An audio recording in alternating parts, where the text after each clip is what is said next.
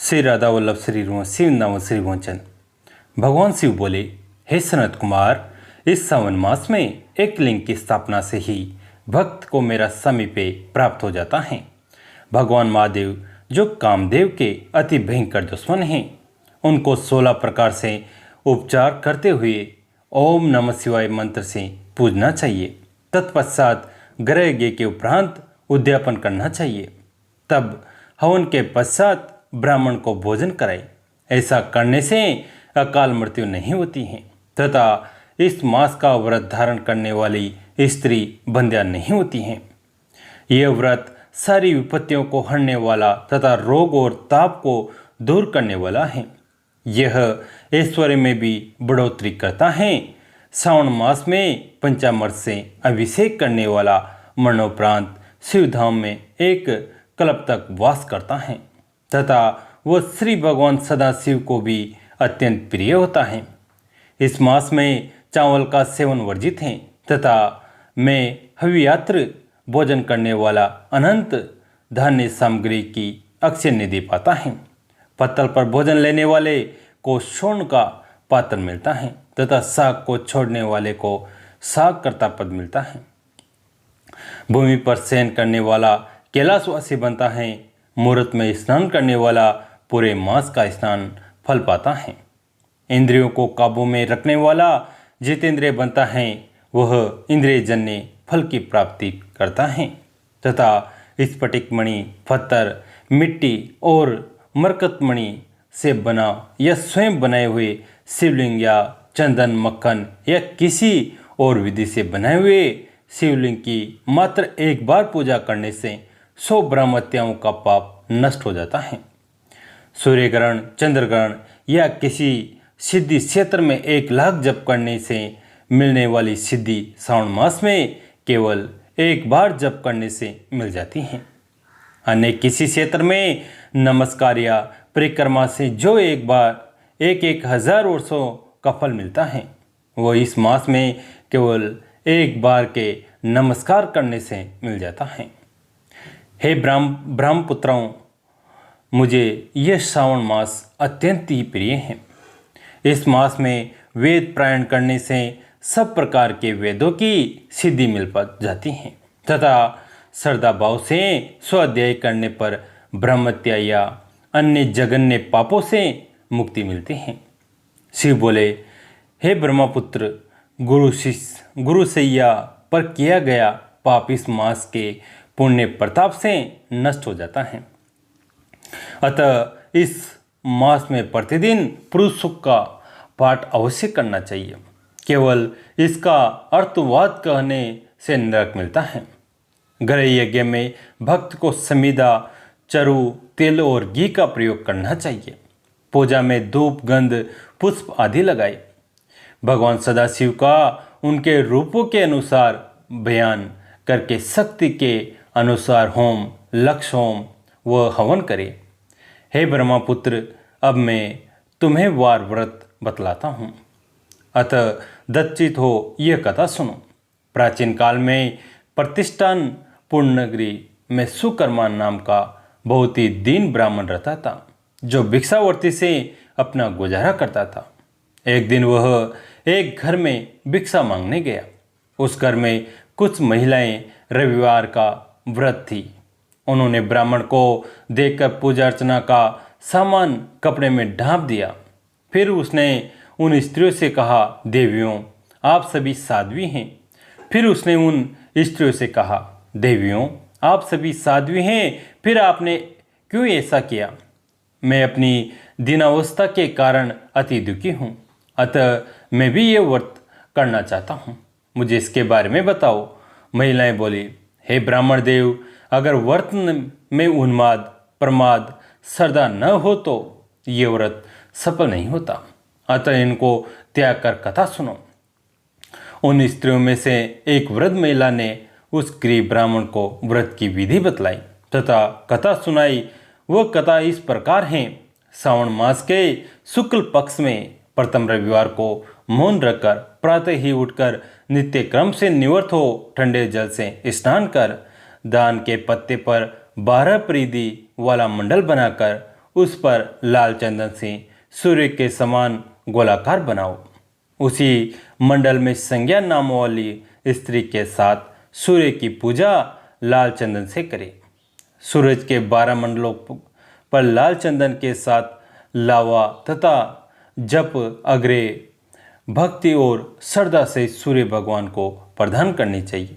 इस अर्घ्य में रक्ताशत, जप, फूल और उपचार शामिल हो। नैवेद्य के लिए नारिकेल, बीज और खंड यानी शक्कर के साथ सूर्य मंत्र का जाप करें।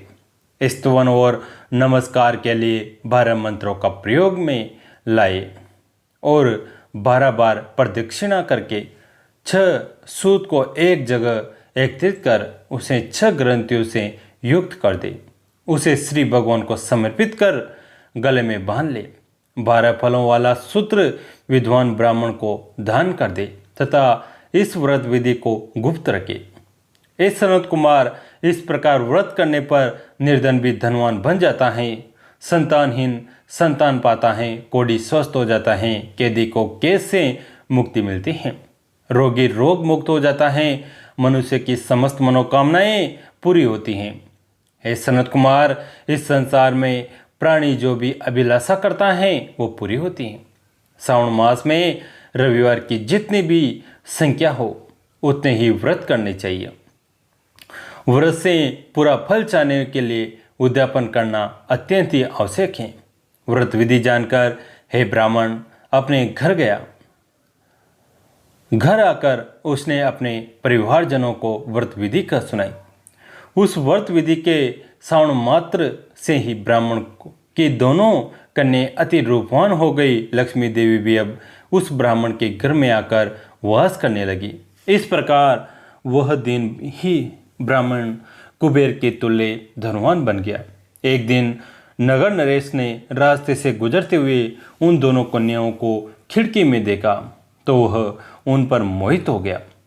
तब उसने उनके पिता से उन दोनों कन्याओं से विवाह की इच्छा प्रकट की। ब्राह्मण ने भी प्रसन्न होकर उन दोनों कन्याओं का विवाह नरेश से कर दिया। वे दोनों कन्याएं भी नरेश को पति रूप में पाकर मन ही मन प्रसन्न हुई। कालांतर में और व्रत के प्रभाव से उनको पुत्र आदि रत्न भी प्राप्त हुए तथा वे सुखमय जीवन व्यतीत करने लगी। शिव बोले, हे सनत कुमार, इस कथा के श्रवण मात्र से ही सारी मनोकामनाएं पूरी हो जाती हैं। यदि ऐसे व्रत को अनुष्ठान और विधि पूर्वक संपन्न किया जाए तो प्राणी को यह लोक और परलोक में एक सुख मिलता है।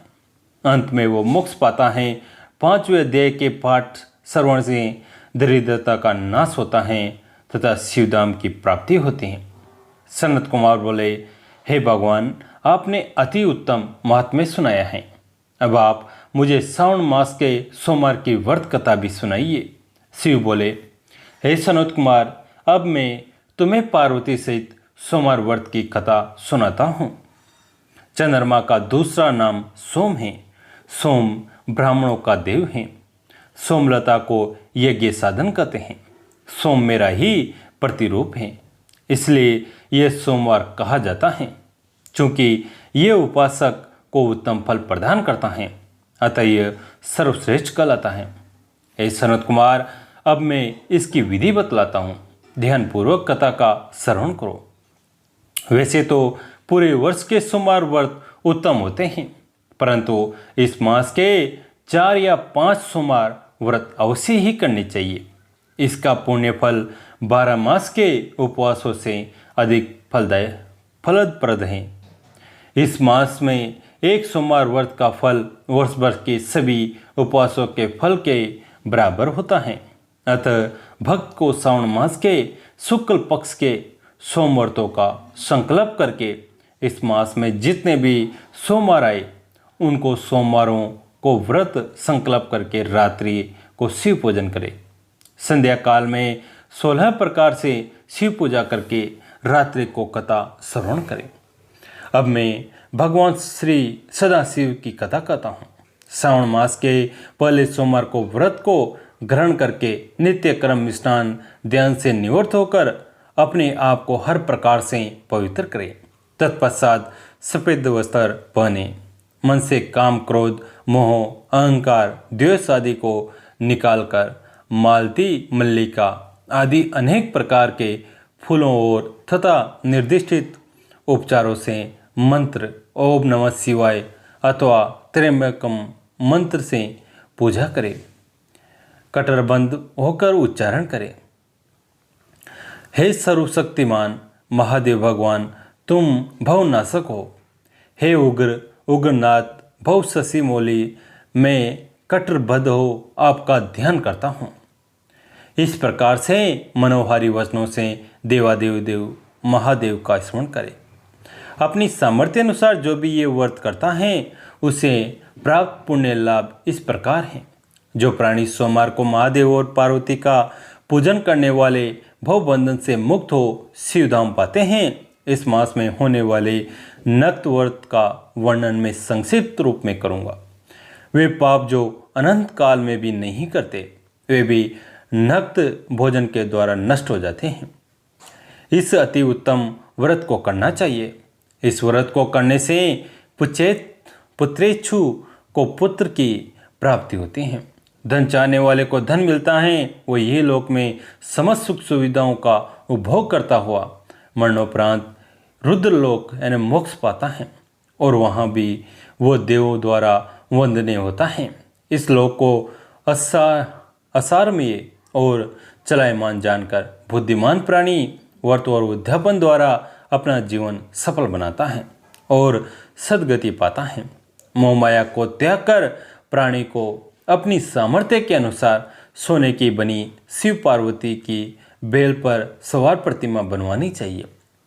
एक अति भव्य और सुंदर लिंग तो भद्र मंडल पर घट बनवाकर उस पर तांबे अथवा बांस का पात्र रखकर सबसे ऊपर शिव पार्वती की मूर्ति रखें। तत्पश्चात शास्त्रानुसार शिव पार्वती की पूजा अर्चना करके फूलों का मंडल बनाकर उस पर एक अत्यंत ही सुंदर चंदवा बांध दे। रात्रि जागरण करते हुए गीत नृत्य का आयोजन करें। अग्नि स्थापित करवाकर सर्वभवनाश आदि 11 नामों द्वारा हवन करवाना चाहिए। भक्त बृहितल आदि की मदद से अर्याये तथा मंत्र द्वारा बिल्वपत्र का अथवा षडाक्षर मंत्र से हवन करें। पूर्णाहुति पूरी करके स्वीकृत तथा अन्य आहुतियाँ दे। आचार्य की भी पूजा करके उसे दक्षिणा के साथ गोदान करना चाहिए। 11 विद्वान ब्राह्मणों को भोजन कराकर उन्हें भी एक गणों के साथ बांस के पात्र दान स्वरूप देने चाहिए। पूजन के पश्चात देवी देवता पर छठी सामग्री आचार्य को दान स्वरूप दे। पूजा करते हुए बोले, मेरा व्रत सफल हो और मेरे व्रत से शिव प्रसन्न हो। तदुपरांत हर्षित होकर अपने परिवारजनों के साथ स्वयं भी भोजन ग्रहण करे।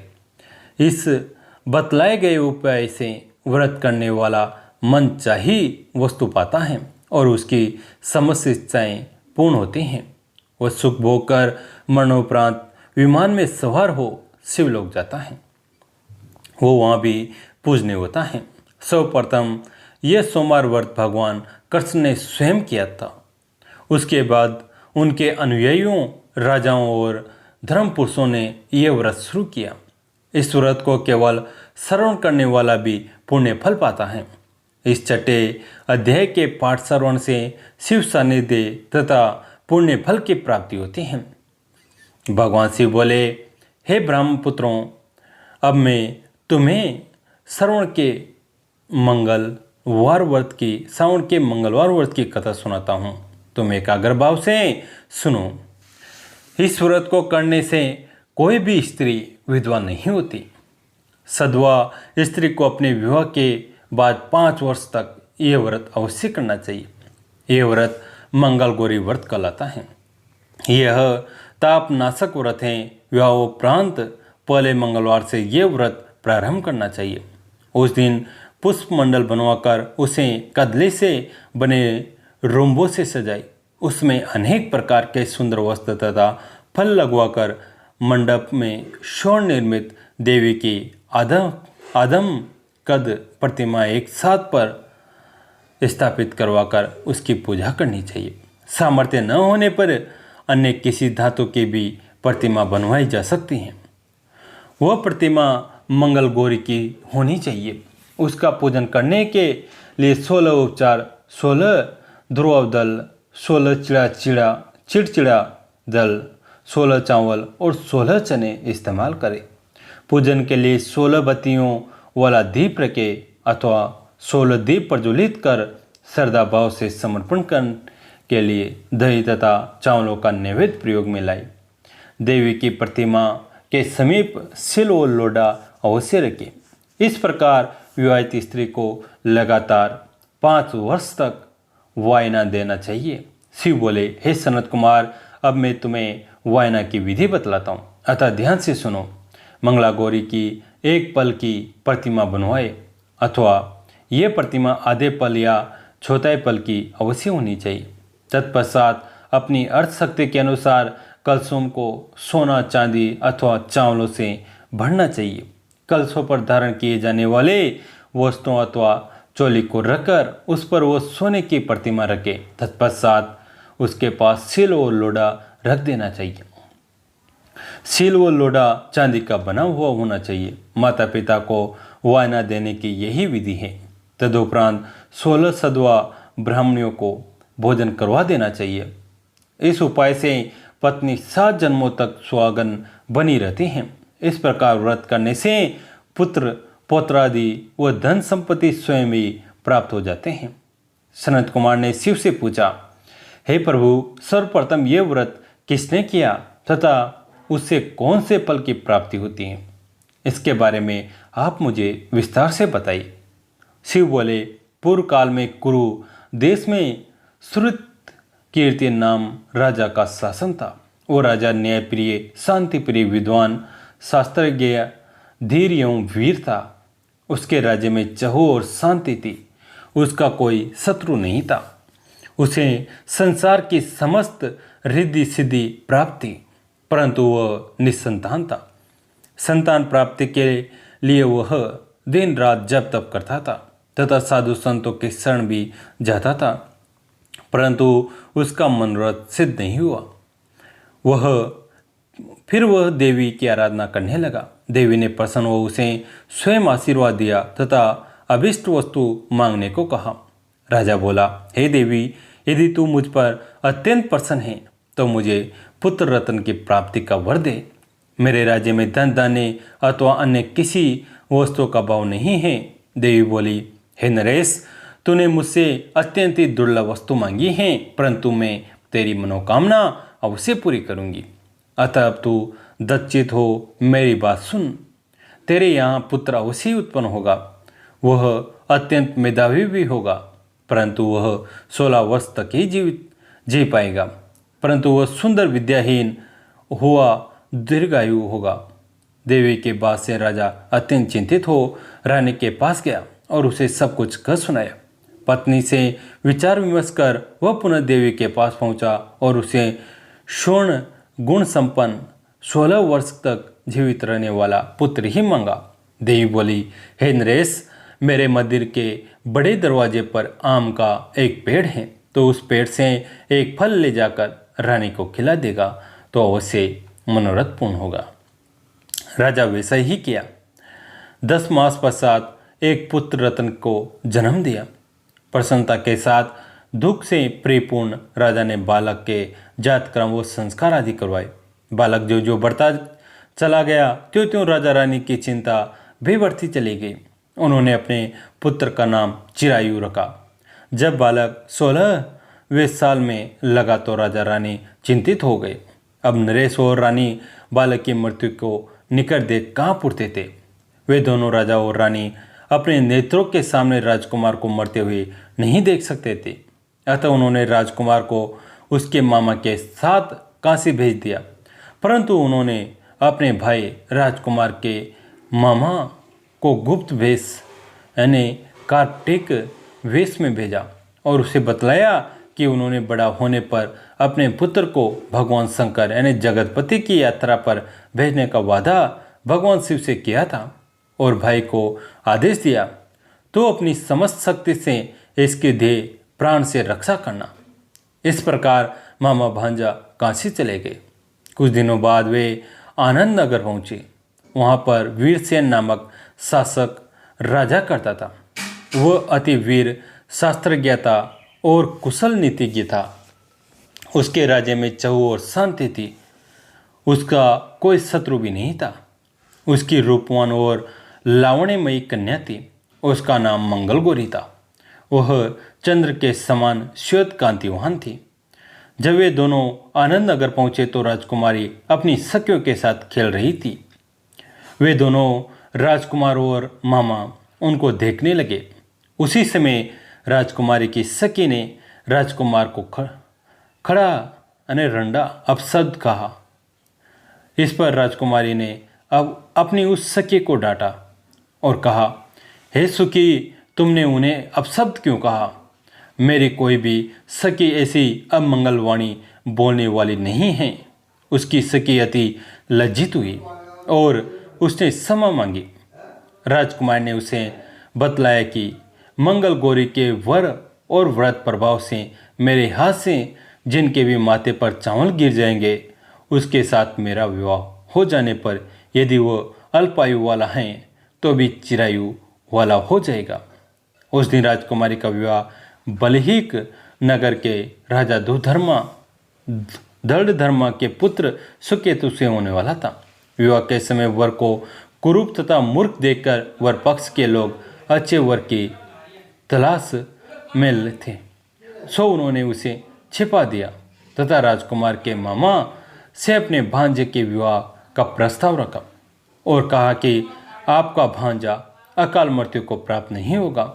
इस प्रकार बलहीक देश की राजकुमारी से विवाह करके सुहाग रात को जब राजकुमार सो रहा था तो उसका 16 वर्ष भी पूरा हो गया। उसी रात को उनके कमरे में काला सांप आया जो राजकुमार को मारना चाहता था।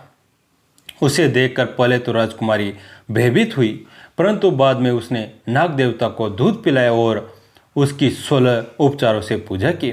उसने दीनवाणी में नागदेव से अपने पति को न मारने की प्रार्थना की और कहा कि यदि ऐसा हुआ तो मैं उत्तम व्रत करूंगी। इस पर नागदेव राजकुमार को छोड़ अपने कमंडल के अंदर चले गए। यह देखकर राजकुमारी मंगल गौरी ने अपनी चोली से कमंडल का मुख बंद कर दिया। तभी राजकुमार भी आंखों को मलटा हुआ और अंगड़ाई लेता हुआ उठ गया। उठकर उसने राजकुमारी से कुछ खाने की इच्छा प्रकट की। तब राजकुमारी ने राजकुमार को देवी के समीप से लड्डू लाकर खाने को दिए। खाते समय उसके हाथ से अंगूठी गिर गई। वह प्रसन्नतापूर्वक पान आदि खाकर पुनः सो गया। उसके सोने के बाद मंगल गौरी उस कुमंडल को बाहर अन्यत्र फेंकने चली गई, परंतु वह हार की कांति देख अत्यंत विस्मित हुई। उसने उस हार को गले में धारण कर लिया। तब फिर चिरायु का मामा रात्रि बीतने पर चिरायु को ले गया। कुछ समय बाद वर पक्ष के लोग सुकेतु को ले आए। उसे देखकर मंगल गौरी ने कहा कि यह तो मेरा पति नहीं है, ये तो रात को मेरे पास नहीं था।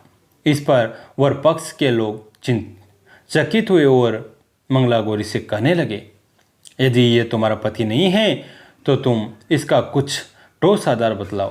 वो बोली, मेरे स्वामी ने मुझे अंगूठी और हार दिया है जो मैंने पहन रखे हैं। रात्रि में पति सहवास के समय मेरे पति का केसर से युक्त पांव मेरी जांघ से चित्रित हैं। अब सुकेतु बतलाए कि क्या ये इसने किया है। रात्रि के समय मेरे पति से जो मधुर संभाषण हुआ या और जो भी कुछ हुआ वह सब क्या सुकेतु बतला सकता है? हमने क्या भोजन किया, क्या ये सुकेतु बता सकता है? इन सब प्रश्नों का सुकेतु कोई उत्तर न दे सका। अंत में वर पक्ष के लोग शर्मिंदा होकर सुकेतु को साथ लेकर अपने राज्य लौट गए और मंगल गौरी अपने पिता के घर आ गई, क्योंकि उन्होंने कन्या को सुकेतु के साथ भेजने से इनकार कर दिया था। कुछ समय पश्चात मंगला गौरी के पिता महाराज वीरसेन ने महायज्ञ करवाया। उसने देश विदेश के नरेशों और राजकुमारों को उस महायज्ञ में आमंत्रित किया। उस दिन मंगला गौरी स्त्री कक्ष में पर्दे के ओट में बैठकर अपने पति की तलाश में यज्ञ में आने वाले राजकुमारों को देखने लगी। उसी समय चिरायु भी यज्ञ में भाग लेने अपने मामा के साथ वहां पहुंचा। जैसे ही राजकुमार चिरायु पर्दे के सामने से गुजरा तो मंगला गौरी ने उसे देखकर पहचान लिया। अपने पिता से बोली, यही मेरे पति हैं। राजा ने उन दोनों को राजमहल में बुलाया। मंगला गौरी द्वारा बतलाई गई निशानियों से वही उसका पति सिद्ध हुआ। राजा ने उसे वस्त्राभूषण, धन संपदा, अश्वगज सेना देकर उसकी पत्नी को उसके साथ विदा कर दिया। राजकुमार अपनी पत्नी, मामा और धन संपदा सहित अपने पिता की नगरी में लौट आया। जब उसके माता पिता ने राजकुमार को जीवित होने और कुशल पूर्वक लौट आने का समाचार सुना तो वे विस्मित हुए और प्रसन्न भी हुए। अभी वे ऐसा विचार कर ही रहे थे कि चिरायु ने आकर माता पिता के चरण स्पर्श किए। उन्होंने उसे गले से लगा लिया और आशीर्वाद दिया। चिरायु की माँ ने तो अपनी पुत्र वधू को गोद में बैठाकर सारा वृत्तांत सुना और उसे आशीष दी। शिव बोले, हे सनत कुमार, मंगला गौरी ने मंगल व्रत के पुण्य से अपने पति को मृत्यु का ग्रास नहीं बनने दिया तथा उसकी जीवन रक्षा कर दोनों कुलों का सम्मान बढ़ाया।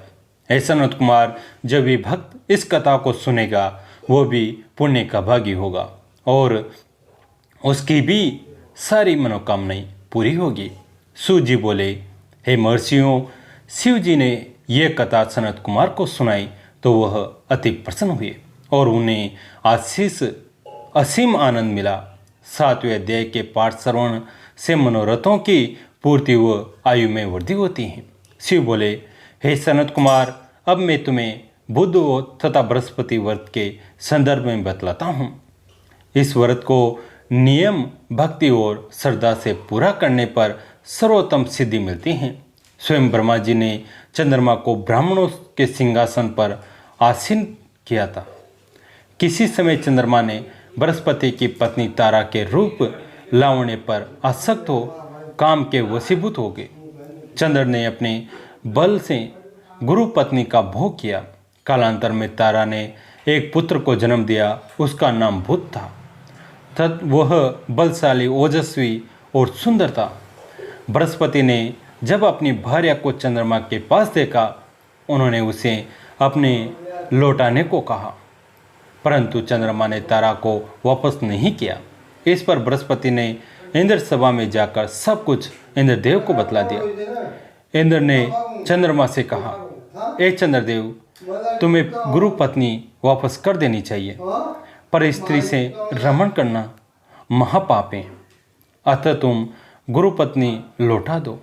इस पर चंद्रमा बोला, हे देवराज, आपके आज्ञानुसार मैं गुरु पत्नी तो वापस कर दूंगा, परंतु मैं अपना पुत्र कभी न दूंगा, क्योंकि यह मेरे संयोग से उत्पन्न हुआ है। देवताओं ने विचार किया कि यह पुत्र किसका है, यह तो गुरु पत्नी तारा ही बतला सकती है। अतः इंद्र ने तारा से पूछा, हे शुभांगी, यह तुम ही बतला सकती हो कि यह पुत्र बृहस्पति देव का है अथवा चंद्रदेव का। तुम ठीक ठीक से हमें कहो। तब देवराज का अभिनंदन कर तारा ने कहा, हे देवराज, आप इस बच्चे को बृहस्पति अथवा चंद्रमा किसी को भी न दे दे, क्योंकि यह चंद्रमा का ओरज और बृहस्पति का क्षेत्रज पुत्र है। इस पर देवराज ने उस बालक बुध को चंद्रमा को दे दिया। उन्होंने उन दोनों से कहा, हे चंद्र, हे ओम बृहस्पति, तुम दोनों का यह पुत्र बुध पृथ्वी पर ग्रह बनेगा। इंद्रदेव ने बृहस्पति को वरदान देते हुए कहा कि पृथ्वी पर जो बुध और बृहस्पति का एक साथ पूजन करेगा वह समस्त रिद्धि सिद्धियाँ प्राप्त करेगा, उसे असीम धन की प्राप्ति होगी। यह जो मैंने कहा है वो एक संशय रहित तथा सत्य हैं। जो लोग महादेव के सबसे प्रिय मास सावन में बुध और बृहस्पति का मिलकर पूजन करेंगे, उन्हें अमर खजाने की प्राप्ति होगी, जो सदैव ही बढ़ता रहेगा, कभी भी समाप्त नहीं होगा। वो लंबी आयु वाला होगा। दोनों मूर्तियों के लिए नैवेद्य रूप में ही दही और भात देना चाहिए। झूले पर मूर्तियों को रखकर पूजन करने वाला ऐसा पुत्र पाता है जो संपूर्ण गुणों वाला और दीर्घायु होता है। पितृगृह में मूर्तियों को पूजने वालों का पित्त सदैव ही बढ़ता रहता है। रसोई घर में मूर्तियों को पूजने वाले के पाक भंडार में कभी कमी नहीं आती है। शयन करने वाले कमरे में मूर्तियों को पूजन करने वाले का कभी भी पत्नी से वियोग नहीं होता है। धन्यगर अन्न भंडार में पूजन करने पर कभी भी अन्न भंडार में कमी नहीं आती है। उद्यापन करने से पहले 7 वर्ष तक व्रत करनी चाहिए। व्रत के प्रथम दिवस अधिवासन के पश्चात रात्रि जागरण करें। सोने की मूर्ति का पहले शास्त्रानुसार पूजन करें, तब 16 उपचार से पूजन करके हवन अथवा करना चाहिए। अग्नि को समर्पित करने के लिए तिल, घी तथा खीर दें। हवन के लिए चिड़चिड़ा तथा पीपल समी डालें। पहले मामा तथा भांजे को भोजन देकर तब ब्राह्मणों को भोजन कराएं। अंत में स्वयं भी सपत्नीक भोजन ग्रहण करें। इस तरह 7 साल तक व्रत करने वाला उपवासी अपनी समस्त मनोकामनाओं को पूरा करने में सफल होता है। विद्या तथा बुद्धि चाहने वाले को सरस्वती का संपूर्ण ज्ञान मिलता है। उसे वेद तथा ग्रंथों की संपूर्ण जानकारी स्वतः ही हो जाती है। वो वेद शास्त्रों के रहस्यमय अर्थ भी जान जाता है। उसे बुद्धदेव से ज्ञान और बृहस्पति से गुरुता मिलती है। शिव ने सनत कुमार से कहा, हे देवादिदेव, आपने जो मामा भांजे को भोजन कराने के लिए कहा है उसकी क्या आवश्यकता है वो मुझे बतलाए, मैं वह सुनना चाहता हूँ। इस पर शिव ने एक कथा सुनाई। वो इस प्रकार है। पूर्व काल में एक मामा और भांजा साथ रहते थे। दोनों अति दीनहीन थे। एक दिन भोजन के लिए भ्रमण करते हुए वे दोनों एक अति सुंदर नगरी में पहुँचे। वहाँ उन्होंने शिव के प्रिय मास सावन मास में लोगों को बुध और बृहस्पति को छोड़कर प्रत्येक वार को व्रत करते हुए जब उन्होंने सोचा कि वे दोनों बुध और बृहस्पति का व्रत रखेंगे। यह एक अनुचिष्ट व्रत है, लेकिन व्रत विधि न मालूम होने से वे दोनों संशय में पड़ गए। सौभाग्यवश उसी रात्रि को स्वप्न में उनको किसी देव शक्ति ने व्रत की संपूर्ण विधि बतला दी। विधि के अनुसार उन दोनों ने वह व्रत पूरा किया तो अल्प समय में ही उन्हें अपार धन संपदा तथा ऐश्वर्य की प्राप्ति हो गई।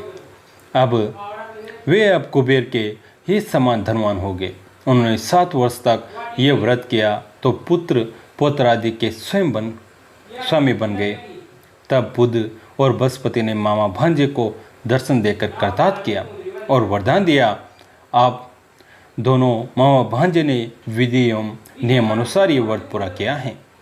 अतः आज के बाद इस भूमंडल पर जो भी प्राणी ये व्रत करके मामा भांजे को भोजन कराएगा वो समस्त रिद्धि सिद्धियों को प्राप्त कर वैभव संपन्न होगा तथा अंत में उसे शिवधाम मिलेगा।